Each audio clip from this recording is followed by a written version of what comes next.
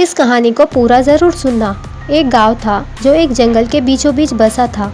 वहाँ के लोगों को ये नहीं पता था कि जंगल के बाहर भी एक शहरी दुनिया है। उन्होंने उस जंगल से बाहर निकलने के बारे में कभी नहीं सोचा। उसी गांव में एक गधा रहता था। लोग उससे बहुत काम कराते थे। वो अपनी इस जिंदगी से काफ़ी परेशान था और हमेशा जंगल से बाहर निकलने की सोचता। लेकिन गांव वालों की तरह ही उसे भी जंगल के बाहर निकलने का रास्ता नहीं पता था। एक दिन गधे ने फैसला किया कि वो अब इस गांव में एक पल भी नहीं रुक सकता। वो उसी रात उस गांव को छोड़कर भाग गया और पूरे एक दिन चलने के बाद वो जंगल के बाहर शहर में निकल आया। उधर गांव में पता चला कि गधा भाग गया है। ये सब बात वहाँ के कुत्तों ने सुन लिया और वो भी सूंघते सूंघते शहर पहुँच गए। धीरे धीरे और भी जानवर वहाँ से जाने लगे और वहाँ हल्की सी पगडंडी बन गई।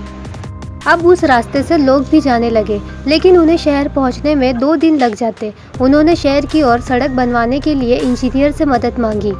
कुछ दिनों बाद कुछ इंजीनियर वहां आए। वो लोग रोड बनाने का एक मैप बनाने लगे। इसमें उनका सारा दिन लग गया। ये सब देखकर गांव के मुखिया ने इंजीनियर से बोला, आप इतनी मेहनत क्यों कर रहे हैं? आप इसी पगडंडी पर एक सड़क बनवा दीजिए। मुखिया की बात सुनकर इंजीनियर ने उससे पूछा, ये रास्ता सबसे पहले किसने बनाया? मुखिया बोला, सबसे पहले एक गधा इस रास्ते से निकला, फिर बाकी सभी निकले। इंजीनियर जोर से हंसा और बोला, मुझे यकीन था ये रास्ता एक गधा ही बना सकता है, क्योंकि ये रास्ता इस जंगल से निकलने का सबसे बड़ा रास्ता है और हम जो बनाएंगे वो सबसे छोटा है।